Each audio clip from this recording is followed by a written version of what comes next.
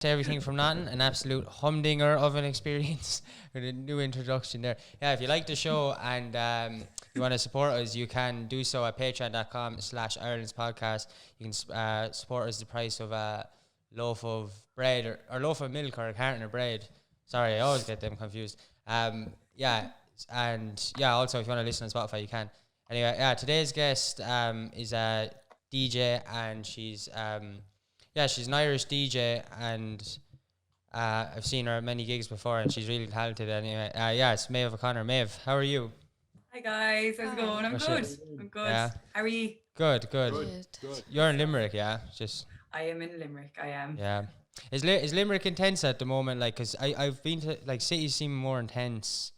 Like Yeah, there's like there's nowhere to go. So I mean, like the 5K limit is probably like the city centre for everyone. So yeah, that's the furthest everyone can go. So if you go into town, it's like there's no pandemic at all. Everyone's just no, lounged out, that's chilling, mad. drinking coffee. Yeah, Yeah, it's mad. yeah, It's intense, I suppose, in the sense that there isn't really anywhere that you can kind of venture out to. We wouldn't have a lot of obviously we wouldn't have a lot of countryside within the 5K radius. So yeah, in that sense, it is quite intense being here. Yeah, definitely. Not yeah. like you chip heads. No, we Yeah. could just Are you float getting do any around. DJing with the lockdown? Are you doing Am anything I getting online? rich? Are you doing any DJing or anything online? No. I did it. I did actually more so, I suppose, in God, I don't know what leaving lockdown we're in now. When I say the first or second or third, I think during around May to July we were doing more kind of live streams and stuff. That was when before all these new variants started coming in, pubs were afraid to open their doors. So we were actually able to do it in pharmacy and stuff like that, which was really fun. And we did one in Dolan's as well with Cabal, which went really well too. But no, nothing since. But I Was really that just miss it. that was just live stream for people to watch at home and stuff? Yeah, in Dolan's. Yeah, it was streaming live from Dolan's, but Cabal was really cool. I mean, Cabal was like I suppose that was that was around May, so that would have been like the start of kind of the lockdowns, and that was really cool because it was like a festival. It was like an online festival, and they set up this like Zoom chat. It was on a Zoom, so you could like chat to all the people that were watching as That's well. It mad. kind of felt like you were at a gig as well. Well, the Yeah. closest thing, I suppose. Did what's your like? Do you yourself watch like sort of like? 'Cause there's a lot of people doing those live stream events now, like to sort of do what they can. Do you yourself watch them? Do I watch them? Do you attend these virtual like events at the moment? Yeah, I do. Yeah, I do. Now there hasn't, there actually hasn't been that many. I find in the last couple of months, things have kind of slightly, kind of organically died down. I think at the start, everyone was like really, really trying to just put as much out there as possible, and I think people are realizing now that this year is this year last year it's just a bit of a pause, that there's no need to just keep kind of firing out stuff because it's just it was just getting lost. I find everyone was trying to do it.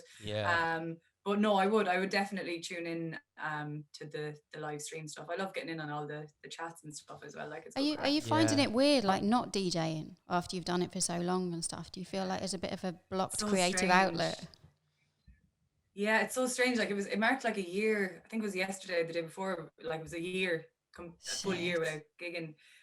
The last gig we put on, which is crazy to think. Like it was like a week before the full lockdown. Yeah. Like to think that you would have been in a room with that many people, all sweating and bouncing off each other, and then a week later you couldn't even see your parents. Like it was like, oh, this is mad. It's crazy. Yeah. What gig was that? I was meant to ask you because I seen you share your on your story or whatever. What gig was that? I didn't know what.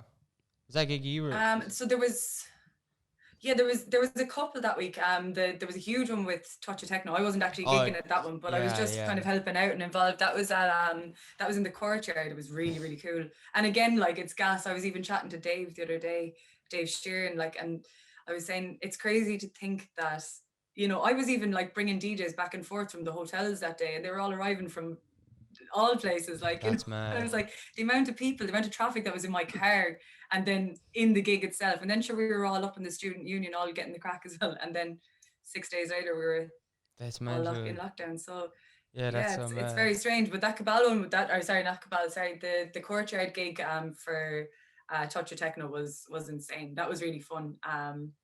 I wasn't playing at that, as I said. The last one I played at was, we had a die on the night afterwards, and myself and Myler, he's a DJ he's in Belfast, he's from Waterford. We were actually playing kind of back to back upstairs, and it was good crack. So that was it. Yeah, that's so madly. Are you on How the did you COVID get payment started now? into the- Sorry, Are you on the COVID payment now? I am. Yeah, Nice. Good Hey, job. like us all. how did you get started in the DJ scene? Oh God, it's gone back so long now. I suppose about 10 years ago, I kind of I just started going to gigs. Really, Macro Night would have been the main night that was on. There wasn't actually much else, not anything that I kind of knew of at the time. I was quite young.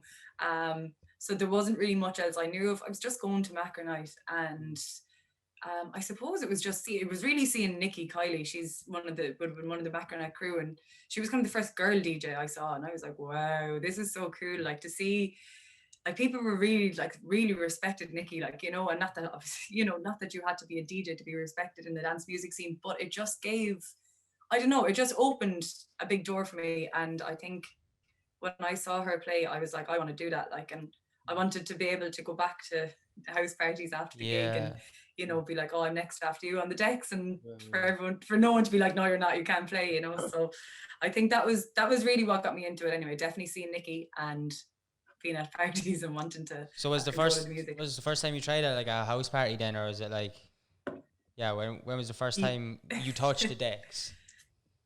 So it would have been, I suppose I would have been always just watching people. Like I would have been just right behind him at a house party, just being like, what are you doing? What are you doing? That's so cool. And and then I actually got lessons off Dara Flynn and Derek McManus. They ran a night called Bunga Bunga. It was again about 10 years ago, and they were doing this DJ course.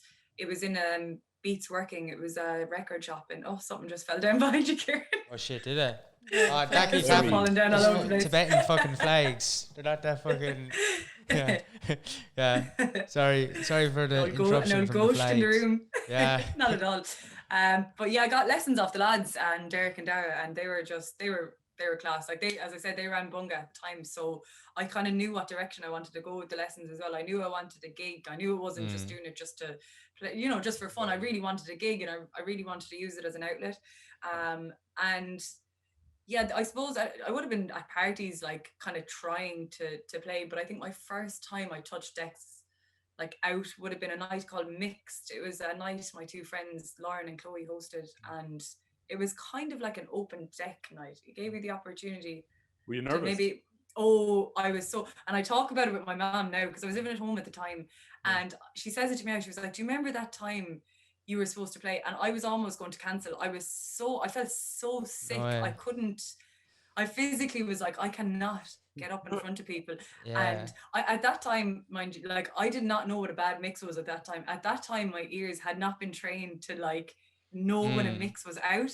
So I was like, this is going to be terrible. This is going to be awful. But it was okay. Yeah, it wasn't great, but it was okay. And did you start off on like a controller or CDJs, or what did you like? Did you start off on the controller or CDJ? Sorry. Yeah, I actually started on CDJs because I never actually used a controller. Well, I've used a controller, but I never learned on a controller, and it was because of the lads giving me the lessons. And I'm so grateful to have learned first on CDJs, because it kind of threw me in at the deep end. I wasn't looking at anything. It was all by ear. So, and like, don't get me wrong, those software programs are excellent now, like Recordbox and Serato and everything, because they've just got so much inside in them. But no, it was CDJs, and then I actually managed to get a really good deal on CDJ 1000s and a DJM 800. So once I got a good deal on those, I was just practicing every single day at home, and it was kind of grew from there. And Maeve, did you work out the set from Sorry, you go ahead. Sure. Go ahead, Hilly. Zoom. Fucking Zoom. We're going back to an in-person Zoom. I'll start again. Okay, go on. Maeve, I've got like a really basic question for you, but I think it's worth asking. What is techno?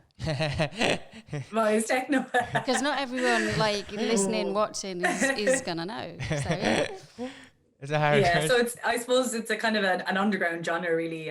They would have originated from kind of tech house. It's a 4/4 beat, so yeah, it's mostly heard in underground clubs and stuff like that. It's quite heavy. You can get kind of melodic techno and stuff like that as well, but I think when you're talking about techno, you really are talking about the heavy kind of stuff. 100%. Yeah, definitely. So Inarguable. yeah, techno would be what you hear in Dolan's warehouse. Yeah. On a Thursday night at the end of the month. And Berlin. Yeah. And Berlin. Yeah, exactly. Sorry, I should have mentioned Berlin as well. Like, for people that don't know, like, techno would be the main genre that's alive in Berlin. Yeah. And Berlin is amazing. Like, but like, I remember the first time I went over to Berlin, my mind was blown. I was like, how can they just live like this? How can they go to a club every single night? And the bouncers were just so cool. They had like trench coats on and like big Doc Martens, and they were just like intimidating in a different way. You know, it wasn't like you get a bouncer here, it's just like this big lad at the door and you're like, oh God, don't want to mess with him.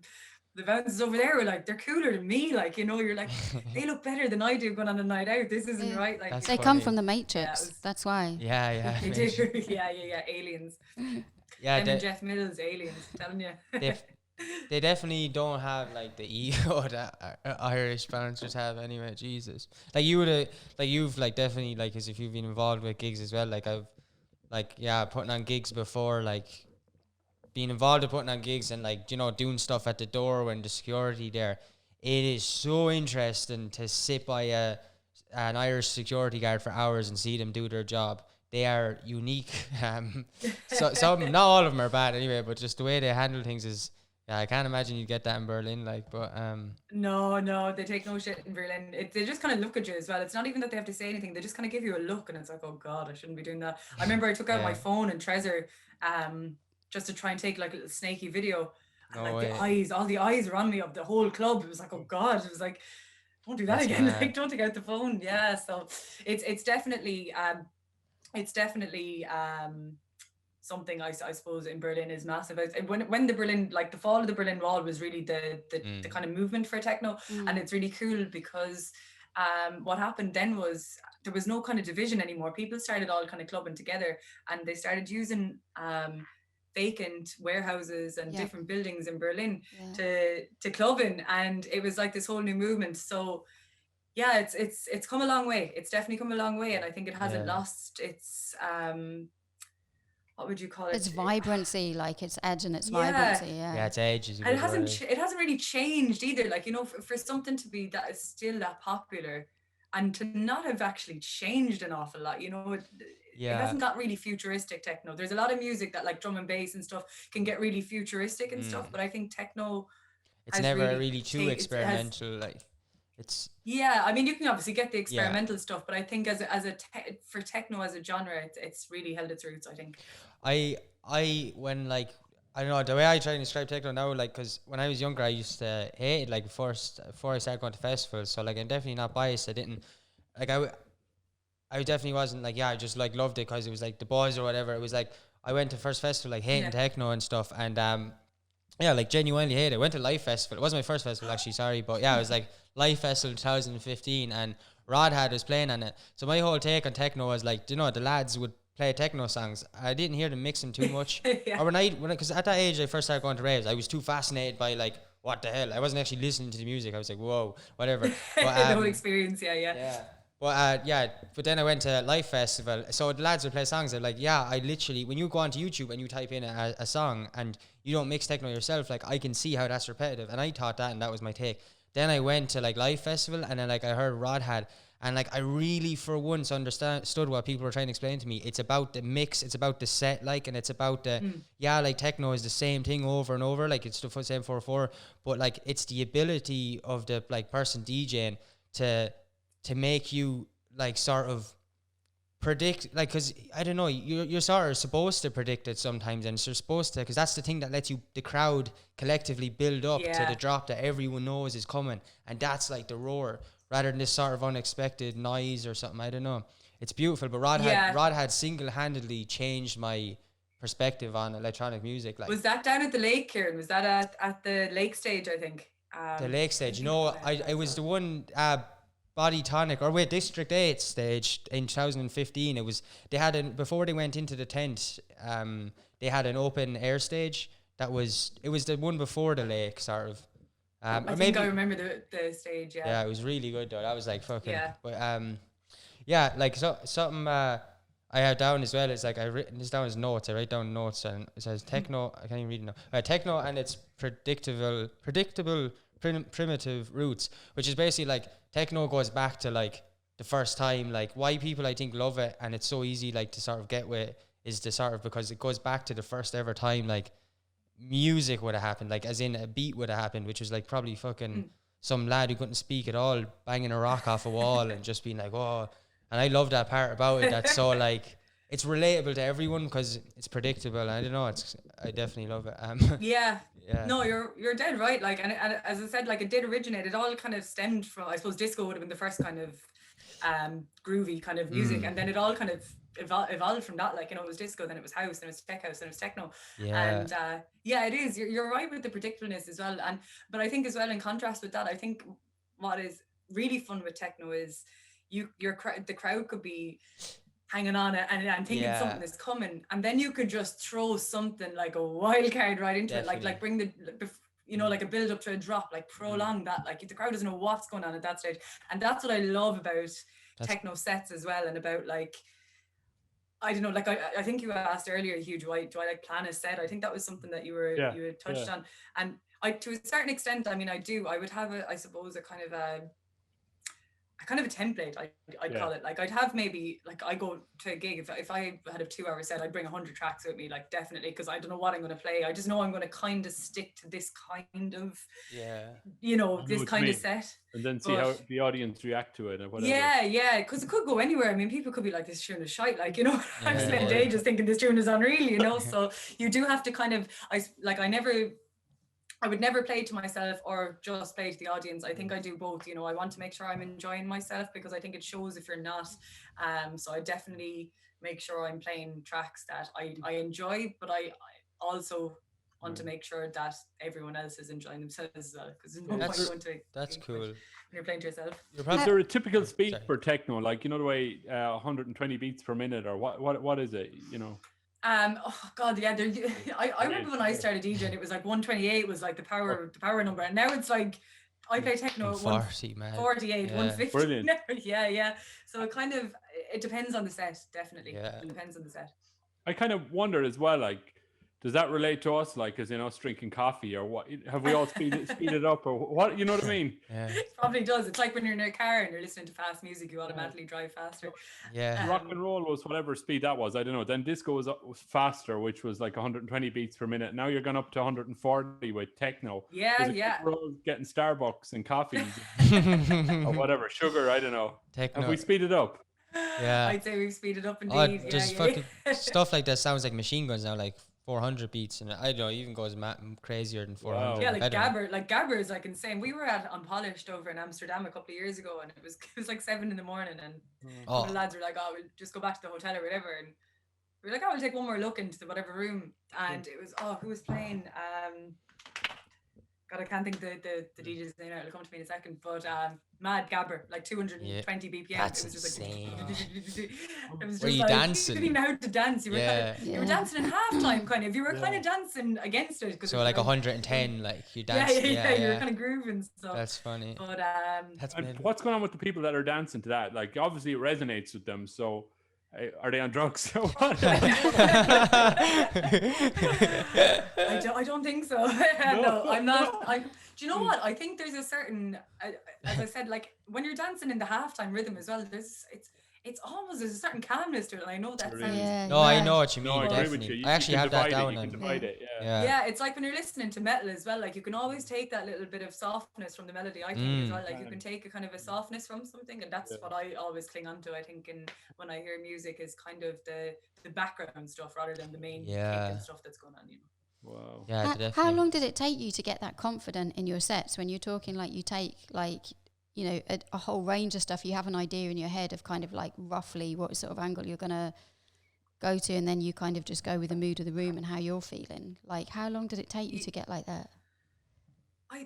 do you know what? I'm still not there. Like I'm still get so nervous before gigs. I think I can't Really? even remember.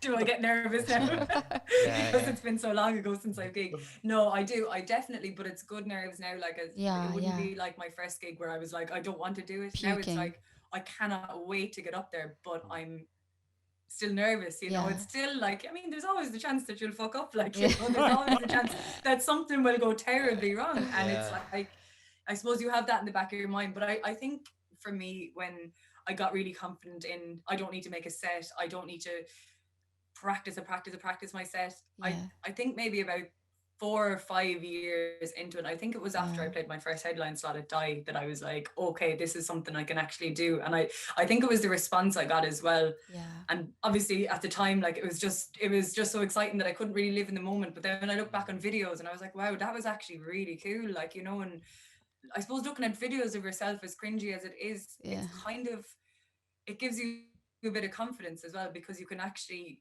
as I said, in the moment, you're probably not really looking at the crowd's reactions too much, you're just having fun. But when you look back, you're like, wow, they really enjoyed that. Like, and Yeah. Yeah, it's good yeah, feedback. that's when, Yeah. when you know. Yeah. Yeah. That's really cool. Hey, like we were saying earlier about, like, seeing the first, like, girl DJ that you seen.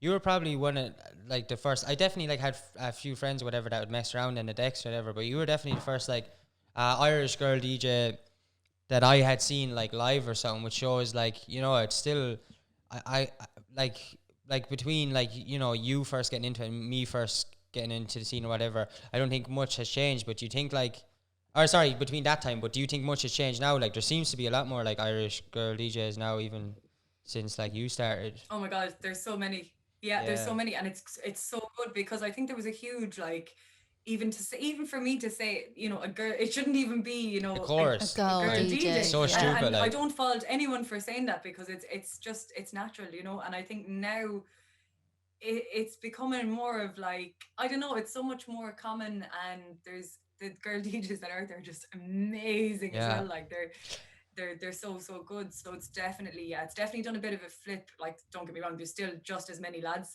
doing it too, but it's definitely more of a 50-50 kind of Yeah, definitely. community, definitely now. Yeah, no, I There's a also good old scene in hate Limerick, I'd say. Yeah.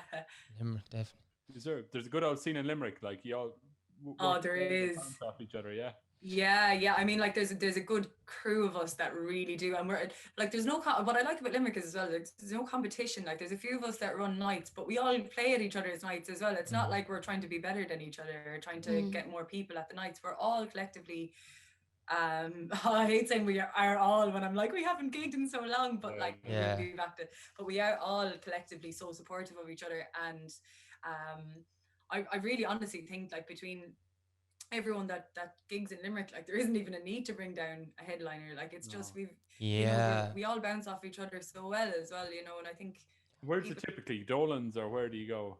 yeah, Dolan's or Pharmacia would be the main ones, really. I suppose there isn't many places left. Like, it's mad. Like, it's Limerick is really cool. Like, I used to love going there. It was totally like that. Like, yeah, like, I've been to gigs then where there was, like, massive headliners, and like literally could be fucking nearly empty. Like, not massive headline, but big acts that were nearly empty. Then you'd go to one that was just like, yeah, I don't know, like, if just like when you knew it was friends running it or whatever, and it was just like friends playing it, and like all those groups would like come along that were like groups of groups and mutual friends, and like that, like, Limerick was I always found Limerick was really good for that, like, just that support, like, of, like, people were more attached to the nights, like, where you go up to Dublin, like, District 8 became its own force in the end, but it really was because of the headlining acts. They were getting such, like, new audience, but Limerick had this thing where people were a unique thing where people were going for the nights rather than the act, like, which I think is cool, like. Yeah, no, definitely. And I think, like, don't get me wrong, I mean, every county has that special niche as well and has those special gigs, but I think definitely for Limerick being such a small place, and for it to kind of have come from nothing really, like, as in there isn't like, I mean, Limerick, like, when you talk to the lads like Dan Sykes, and when you talk to, like, Olivia Chow, and like, there's so much stories from like, you know, Baker Place and stuff like that, but I don't think anyone knew about it back then. It was a very kind of elite city that like people wouldn't have, well, I don't know, but I don't think people would have traveled to Limerick for gigs, you know, whereas people would have traveled up to Dublin for gigs. Limerick had its kind of own family, like it was just, you kind of knew everyone at the gig, you know, which that's so cool though. Which like, is lovely. Yeah, it's really nice. And like before lockdown, were you getting to do some gigs overseas or anywhere else? Were you doing a bit of traveling with it? Yeah, I actually I think with Mott's really kind of opened those doors. So Mott's is your collective, did we talk? Yeah. Do you want to yeah. So I'm involved in a kind of, it's an online techno magazine and record label, and kind of just a platform for techno, and we're all girls, so it's between Ireland, London and Berlin, and we're all the Mott's. Yeah, so Mott's is actually a slang term for like a grubby individual. Well, I thought that was like an Irish. Is that like a? Sorry, is that? I thought like that was used girls Mott's. Any Mott's on the go? That's what you say. Yeah. So in Dublin, I think it came from Dublin. Yeah, that's why it was weird. Like that would be like yeah. So you're all Mott's. We're all the Mott's. Yeah.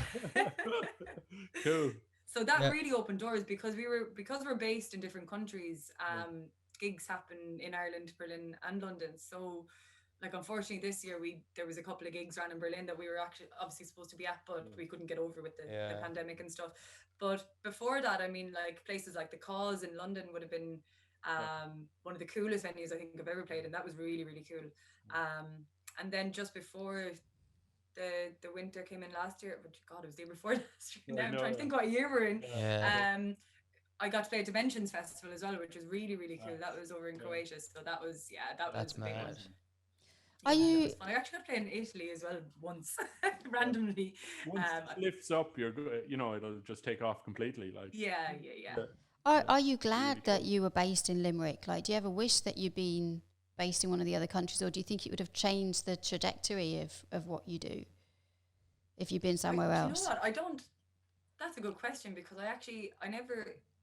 Like, I love Ireland and I love the scene in Limerick. I suppose everyone always says that they'd like to live somewhere else. You know, everyone's like, oh, the scene is better somewhere else. But when I actually think about it, I think I wouldn't have liked to have been from anywhere else. Maybe these opportunities wouldn't have came to me if I was from somewhere else. You know, kind of a small fish in a bigger pond. It mightn't have opened as many doors. You know. Yeah, like there's what I've noticed about Ireland is like it's pretty easy to get access to stuff and people and experiences and things like that you wouldn't you just wouldn't be able to get in places like London, where there's more competition, more population. That's really true. Exactly. And I've met between, like, over the years, I mean, even like my mum would be laughing when we used to like go into town or something. She'd be like, you know, everyone would be like, you know, if you just stopping to chat and everyone, and it's just, you just meet so many cool people from being from a small city. You get to meet so many cool people and you know them all. Like as I said, you'd probably go into a gig and you'd be able to name everyone in that room. You know, that's so cool. Yeah. So there's a huge network of people in Limerick, and even like further afield. Like, I've made so much amazing friends, like through DJing in Dublin and Cork and Kerry and everywhere. So it's just, I am. That's the answer to the question. I'm so happy to be from Limerick. Definitely, I think I needed to talk it out just to say it. That's really cool. What did you think? Remember that of we the Turles lads when we did an event in Limerick that time? Do you know which one I'm talking about? Oh yeah, I do. Yeah. What did you think of that as your experience? Was that the most unorganized event you'd ever been to? Not at all. Do you know what? Sometimes it's those events that are just the top ones, because I think if you organize something too much, it's just not going to go the way that you plan at all. You know. No, I don't. Do you know what? I don't think there needs to be too much now. It depends on obviously what gig you're throwing, but like no, there doesn't need to be too much organization and stuff like this. I mean, just as long as people come, then you're laughing, you know. As long as the gig isn't empty. Like, we've had a few of those. So what's your I suppose on that, like you know, there is a difference between the rave scene and the club scene. Like I suppose what am I saying? Like I don't know, what do you think there's a difference between the rave scene and club scene in Ireland? And if so, I'll just let you answer that first. I mean, like, as in when you say the club scene, is in like the commercial club scene, or like just like not even, but even like the underground like ones, the more like, you know, like the nights. Like Die Night still has a sort of underground feel, like, although it's like, you know, it's in Dolan's, but like stuff like that is like, you know, even the more underground ones like that, but they're still like, yeah, pay to get in. Like, I don't know, like, which one would you prefer playing at? I don't want, yeah. I cut this out. If there's anything that needs to be said, we can cut it out anyway. I don't know. Not at all. I want to be not careful really around good. this conversation because I don't want to incriminate No, I mean, myself. look, I think they're both very different. Like, I mean, like, as much as they're both the same, they're both like very, very different as well. I suppose there's more of an element of looseness at a rave. You know, you can kind of get away with doing whatever. Like, you could lash on a gabber tune in the middle of your set and no one would care, which is really cool. I think you've more creative freedom within a rave because everyone is just fucked. And it's just like, and it's just, but even, but not even just that, but everyone is just kind of in their own bubble anyway, you know, that kind of way. I mean, everyone's in the same bubble, but they're not trying to impress anyone. They're not in a night out. They're not trying to pull. They're not like, do you know, they're not trying to get to the bar. There's no distractions. They're just raving. So it's kind of, you're a bit more loose. And I think as That's a DJ, really true. that kind of reflects upon the DJ as well. And you have a great time. Like, the one thing that's probably different about the club scene is obviously people are afraid to get as loose as that because there's bouncers and stuff watching, and you have to be respectful of the venue. Not that you don't have to be respectful of a venue for a rave, but it's not, usually when it's a rave, it's not like a high-end venue or a venue that has a name attached to it, you know, so there isn't as much debauchery. Well, I actually think like people end up being more respectful. Like my experience in things I wasn't involved in, like there was a lot more respect shown to like empty warehouses than I've seen on events that we threw inside, like, you know, pubs and you know, what's the word, like clubs or whatever. People sort of automatically respect that, like, there's a group of individuals putting this on. And what I'm getting at as well, one of the main difference I see is I've barely ever seen like fights at raves, but I've seen lots of fights inside clubs. Like the drunkenness, the messiness, everyone crammed in the thing. I don't know. I think it's something like that group, Give Us the Night. Like they've talked about it a lot. Like their group I think they're from Dublin, are they?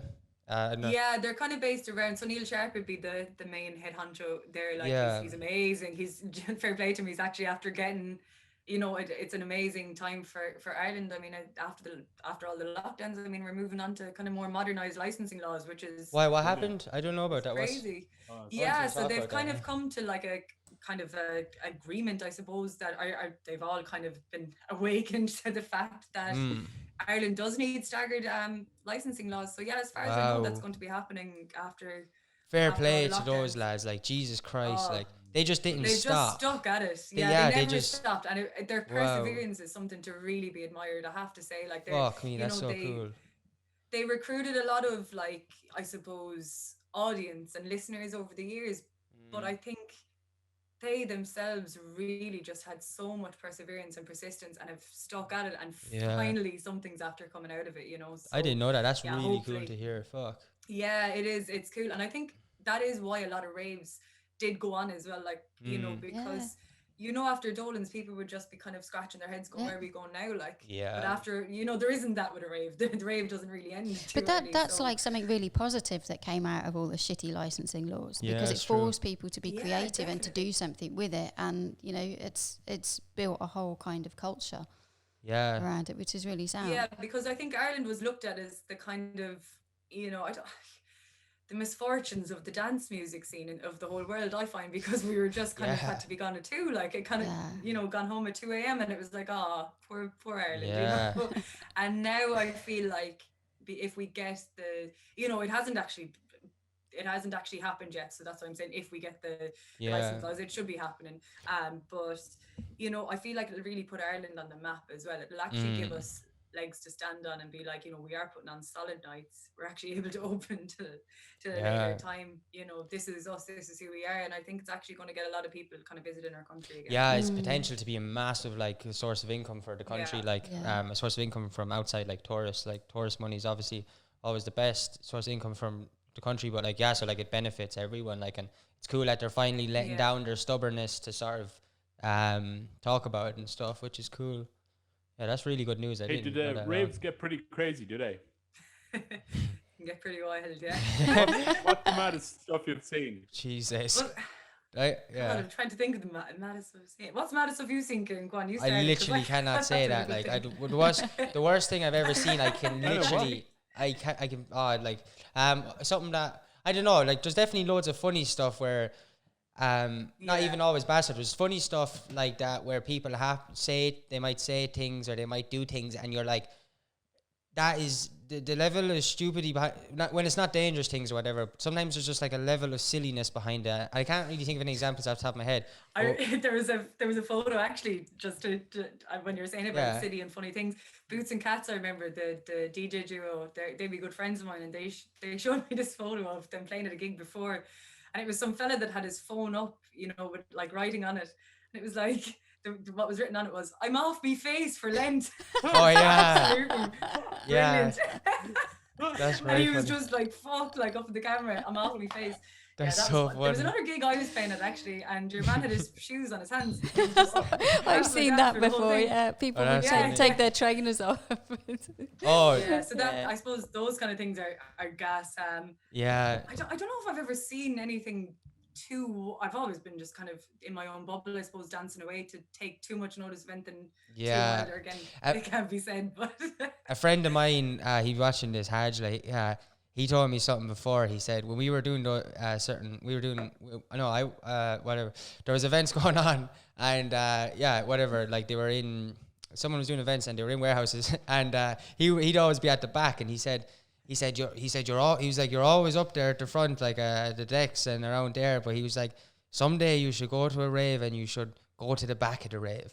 There's some wild stuff going on at the back of the rave. I was like, yeah, and then I started It's a doing wise that man. a lot more, and I was like, whoa, like there's wild stuff going on at the back of the warehouse, definitely. Like there's like you just don't know about. the wide Like, front, the back is where it's at. yeah. You know, like the glow bracelets and stuff and necklaces that everybody used to have. This is like back in the acid house type of thing. I did see a guy, him and his friends were all wrapping his arms and legs in those glow things. So he was just like glowing arms and legs that they'd literally covered his arms and legs. He was like That's this funny. glowing monster. That was Class. quite mad. creative. A lot of work to go to at that kind Definitely, yeah. of type of event. It's always funny trying to see someone talking into a lighter or something, thinking they're on Yeah. the phone as well. Oh, Like, yeah. or smoke, yeah, Oh. or smoking a lighter and trying to light it with the fag. Yeah, I've seen that before. reminds me of a story, one of those funny, silly stories. Yeah. So at Bear in the Woods Festival, like 2015, you know Jono, yeah? Me and Jono were sitting. We became really good friends with this guy. Like, started giving Jono loads of vinyls. He's actually from Port as well. He's really sound. Me and Jono were just like, it was like Monday morning. It was roasting hot. We were just sitting down, like just whatever, drinking cans, whatever. And this guy comes over and we we had no speakers, so but Jono had his phone in a cup to make the thing sound louder, and had it in the middle of me and Jono. This guy comes over, sits down, he's like, "Oh well, lads, he's really lovely. Like, I know him now. He sound like," and he sat down and he was just like, "Oh lads, do you mind if I sit here?" And like, this was the hottest day of the year at that time, and so we were talking for about like half an hour, 40 minutes, and we thought nothing of it. But then all of a sudden, me and John both at the same time realised he was rubbing his hands over the phone at the speaker as if it was the fire the whole time. Like he thought, like he was just unconsciously thought he was at a fire because it was so hot out. And we were around, because I'd imagine we were around something like around a centerpiece. You'd assume it was a fire, but like, yeah, I don't know. Just imagine him like warming his hands up on the fire. It was so He was good. talking to you. I'll never forget it. I love that stuff. Oh, that's so that's like funny. gold. It's harmless, and you don't get. Oh, I love yeah. that as well. You'd see a lot of that at Valley now, Valley of the Arts. Valley of Arts. So, Valley of Arts is the best for the silliness. Jesus. Oh God, God. so good. What do you think you would have done if you hadn't done the DJing? Like, where was your life off to, like, when you were younger and stuff like that? What did you think you'd do? Yeah, I don't know. Like, I think I've always been destined to kind of be involved in music because my dad is a musician and my mum is like owns a dance school. She's like a dance and song teacher. So I was always kind of destined. You know, when I was younger, everyone was like, "Oh, you're doing the music as well," and I was like, "No." I was kind of like had this weird like guard up about it. But I think, yeah, I don't really know what I would be doing if it wasn't for that. I think I would have always somehow fell into it, whether it be an instrument, you know, playing an instrument, or whether it be playing the decks or whatever. You didn't fancy anything with the maths or anything like that? The maths. No. No, I was never into. Now I do, like, I work in interior design now as well, so I do. I love that. Like, that would be my job. Like, I work as an interior that's designer. cool. Interior designer, yeah. Hugh's an It'd be more architect. kind of- So yeah, Yeah. get on. Oh, I'd right. say that. Yeah, Yeah. we're always people are we always should, asking we should me. make a few houses, Hugh. I think Build a so. few I houses. think so. The podcast consists of a doctor, an architect, and me. Ah, So it's no good, way. like, Yeah. yeah, It's good. Yeah, we got a good team. yeah. The Avengers of podcasts in Ireland. Yeah, what was I gonna say? Yeah, definitely. I feel like there's a lot of maybe there's a lot of research on it, but like outside of Ireland, like I don't know. Have you like obviously there's a lot that everyone like knows is aware of the sort of negative sides in terms of mental health around like too much partying and stuff like that. Obviously, too much is too much. But like, what do you think is some positives that like would have like positive effects on mental health, like people comfortably being allowed to sort of go to more open events and electronic nights and stuff. Going to gigs and stuff. Yeah. I think God, I mean, it did wonders for my mental health. I mean, like I would have been someone that like I suppose I would have suffered with my mental health when I was around the time that I started DJing, and it was definitely, I mean, even just just having it as an outlet was huge for me. Not only just DJing, but actually going to the gigs as well and actually chatting to people and networking with people. And I mean, as you were saying, Kieran, you'd rarely see a fight at a kind of at a good gig like that. You'd never really see a fight. Everyone was just in good form. Everyone was interested in you. It wasn't like a small talk on a commercial club night out where everyone was just up and dancing and kind of in their own little clique. Everyone kind of went outside their clique, I find, at gigs, and people make it their business to actually chat to other people and to make new friends, which is something that was very new to me when I started gigging. And I've made so much friends, so much connections, family basically, that I call it family. So I think that is a huge benefit for mental health, just to you could go to a gig on your own and not be on your own. You weren't on your own when you were at a gig. You were in this community, in this family. You were accepted, and no one was looking at you going, why are they out on their own, or why are they smiling? It was kind of someone would grab your hand and they'd make you dance. And but that's it was the music. Sorry, the music is like, you don't really see it with other genres of music. I've noticed sort of over the years, like the music is really what binds people together. And if somebody else is there and you're there, then you automatically know it's because of the music. So that makes you friend and family and all the rest of it. And you don't really see that with other kinds of genres of music, I don't think. Everyone's there for everyone's there for the same reason, and I think that automatically gives you everyone something in common. There's that wall is automatically broken where where you go into, we'll say, as I say, a commercial kind of a club, and you don't know what you have in common with those people, because you're going out for a drink. You're not going out to a gig. You're going out for a drink with your mates when you're going to a commercial club. But when you're going to a gig, you're going out to a gig, and as I said, that wall between you and everyone else has automatically just been broken, and you have that one thing in common, and that creates that friendly vibe straight away. I mean, like if you go into Dolan's to a gig, everyone has a smile on their face, everyone's saying hi to you, everyone is there for you, everyone is there for each other. And I think that's something that's really, really beneficial to your mental health. And even just as I said, even to be able to go on a night out, and if you were going on your own, you're not on your own, whether you like it or not. It's really true. Even for like me, like when I first started going to festivals and stuff, like even like I know like some of the lads who know Rory or whoever, like all the people, like when I first like started hanging around with them, like I was like ridiculously shy, like just hung around with them in Thurles or whatever, and just so shy, and that like never went away until like years ago into events. It was like I got a chance to practice to talk to strangers, and because I was too nervous to talk, because I have so much like connections to Thurles, for say like my hometown, so it's like it's really hard to sort of, when you've become shy or whatever, it's really hard to be around people that you're connected to in the town, who when there's like small town syndrome and like all that, like fucking judgment and shit like that. But I found at festivals it was like like that would happen. It was like I would try and be shy even at festivals, and I'd try and be back, but like it felt so good, like for someone, which would never happen in a pub in Thurles, for someone to go out of their way, who you've never seen before, hasn't even seen Welty yet, to like pick up that you're shy and then come over and be like, hey, like just, I don't know, they won't even like address that you're shy, like, hey, they won't say, hey, do you want a friend? They'd like, obviously that would be weird, but they'd say something so perfectly that that you feel comfortable. And I've got to learn to do that with other people now. Like, there's no fucking way I'd be comfortable doing a podcast if it wasn't for events and shit. Like, no way. Yeah, I don't know. That's definitely something though, Kieran, like at a festival, like, you know, that's actually something so lovely to hear, like, definitely. And I think I've been in that situation, and like you said, you've been the other person in that situation as well. You've helped someone else, and I think that's so nice. I think that whole, you don't have to say it exactly, but when you see someone on their own and they might look a bit shy, as like you were saying, you just sit down and, hey man, do you want a rollie, or do you know, this is a class festival, and you're automatically talking about something that you know you both like, because you're both there, you know. So that's really cool.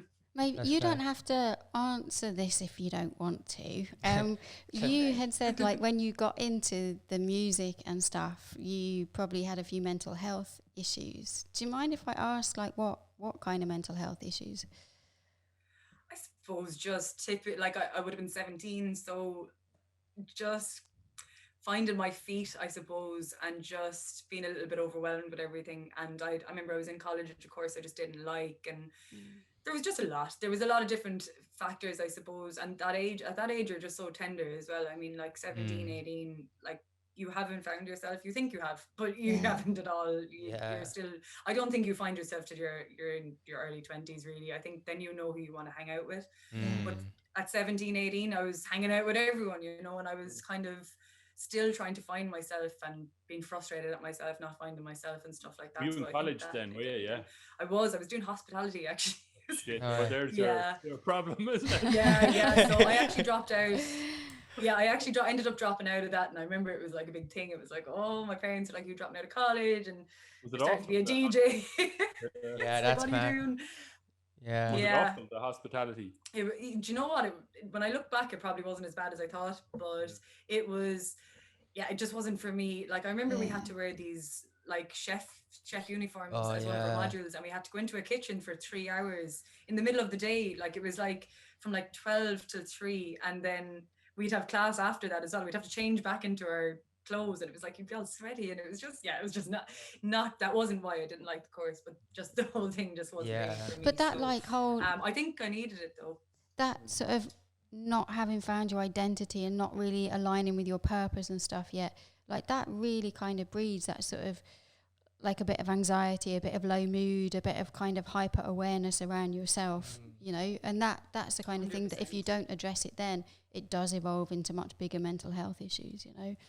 100%. Yeah. And that definitely did manifest into that. I mean, I've always, I suffer hugely with anxiety, and like, I actually have very bad OCD as well, which some people think it's gas to hear, but yeah, I do. I would, you know, I suppose I would still suffer with mental health, but I've kind of gotten my outlet now, and I know how to kind of handle it a little bit more. Whereas when I was 17, I didn't really know how to handle it at the time, so I was just going to gigs and kind of, you know, drinking too much and stuff like that. Whereas now I'm definitely more aware. I think it's the stigma is so broken though now. I mean, like, even when you were saying I didn't have to answer the question, there was nothing in me that was like, oh, I don't want to answer this. You know, it was like, I feel so comfortable talking about mental health now, because it's definitely such an open book now. And I think that's so good. I think it should be talked about, and it should be, you know, made aware that we're not all, we might, you know, people might look at me up and behind the decks and be like, oh, she's so confident, she's nothing to worry about, she doesn't have mental health problems. But like, you have to take yourself away from that as well. And when you come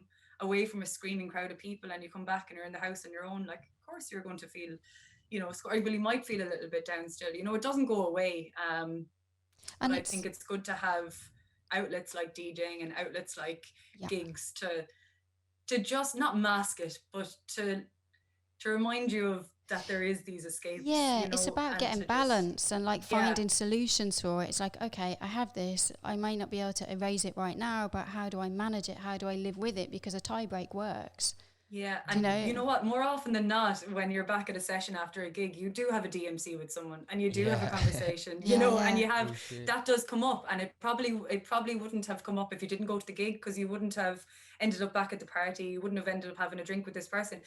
And there you go again. You've found a friend in someone, and we've all had those chats sitting in a hallway, you know, outside the bathroom, sitting down in the hallway with 4 or 5 people that you haven't met before. But then you're openly chatting about mental health, and you're openly chatting about, you know, different situations. And again, that's so beneficial, and you mightn't realize it at the time, but Yeah, and it's really about like senses you. not getting stuck in your own misery party with it. You know, it is about keeping it like towards a solution and, you know, making a bit of a laugh around it when you find it's a common experience and shit.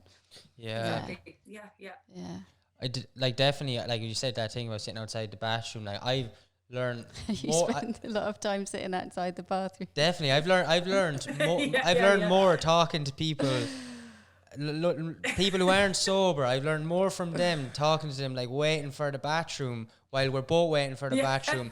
I've learned more from them than religious leaders and all these people fucking, I don't know, I've learned way more than them than these Instagram, like, influencer, like, our people, like, motivational speakers and stuff. Like, they're there, that's and how you can't beat the chats, like, either outside. Like, it's in, you know, there'll be about 6 people waiting for the toilet. Next thing, you're best friends at the mall, and you're all gone into the toilet then together, all having the crap and taking photos. Like, it's brilliant. Like, it's really cool. It's mental. Like, it's so cool. Like, yeah, female bathroom you recommend culture. the queues for the toilets then? Oh, 100%. The best part of the night. It's got to have a plus side, you know. Yeah. Maeve, like, what do you do? Like, because obviously your job is kind of, you know, the crack. Like, you do have a really cool job. What do you do for the crack yourself, like, when you're not working? Oh, God, I mean, in the last year, anything. You've a longboard behind you. You do longboard, So like your looking longboard. at the skateboard there. Oh yeah. I love longboard and love skating. I used to skate more than longboard, and then I got kind of nervous about, like, breaking bones. I suppose that comes with age. I've tried surfing a lot, but I can't get the hang of it. Surfing. We're in the inland surf club here. We go to the class. Yeah. Unreal. Yeah. Do you know? I know a couple of the lads that do the surfing in Lahinch and stuff like that. Yeah. No, I've tried surfing a few times, but I just can't get up on the board. Yeah, it's weird. I tried. No, I suppose for. Sorry, go on. No, go on. Very good. No, go on. No, I was just for fun, I suppose. In general, I mean, walking, I guess, nowadays. Yeah, that's what you're left with, isn't it? No, I mean, I've done, as I said, last year was the year of 1,000,001 steps. Like, it was nuts. I think definitely staying in touch with mates and stuff is a huge one. I know, like, there has been a bit of a lull, and I think everyone has felt it in the last month of, like, responses and messages, and, like, there hasn't been that activity, I think. But, you know, I think we all need to, that comes with the whole thing, you know, and I think remembering that it's only a lull in the messages. I think at the start of the lockdown, everyone was, like, Zooming, and, like, there was Zoom quizzes and there was loads, and I think that's what everyone's entertainment was. But no, I think in the last while, people have just learned to kind of find their own kind of, you know, way of coping with the whole pandemic. And, you know, I do skate and I go for walks and I try and eat good, and that's all I've been kind of doing. Really, haven't been able to do much else. It's good though. So slow crack. Yeah. Crack is slow right now. Yeah. Good. The year has flown though. I mean, like, I'm surprised that we're back in March again. It's kind of yeah, it's mad. It's mad. It's definitely it's slow and fast. I don't know. It's one of those things. One of those things that denies time. So finish up now anyway. It was a really cool conversation, man. I really appreciate you coming on, and it was good. Thank you so much for having me, lads. I was mad looking forward to chatting with people. I can't wait to have a conversation with someone. That's how come we're getting loads of guests. Because everyone's bored and everyone wants someone to talk to. So we're getting tons of guests right now. Really, really appreciate coming on, and you're very easy to talk to. So that's good to hear. It was a nice, relaxing conversation. That's good to hear. Yeah, no, thanks a million. Really appreciate you coming on. Sure. And we hope you get playing again soon. Yeah. I know. Hopefully. Fingers crossed. We'll hopefully get some live streams anyway and stuff going as well. Like, I'm sure, like, in the next couple of months, those live streams will start kicking off again as well. So we'll get something going. Tell us when you're doing it so we can have our own little rave in the sitting room here, yeah? I will indeed. I'll start a queue out in the hall for the toilet. I was just going to say, make sure you the queue for the bathroom. That's what I'm thinking about doing. We shouldn't organise. That's perfect, because then you can have, like, social distancing, because they're the best, my favourite parts of parties anyway. I don't need the music. I just need the lines. Well, no, Jesus, shouldn't say that. That was the wrong thing to say. Fuck. No, I don't need that. Whatever. Right. Thanks for everyone for watching and listening on YouTube and Spotify. We'll see you next week. Bye. Thanks, guys. Thanks a million. Bye.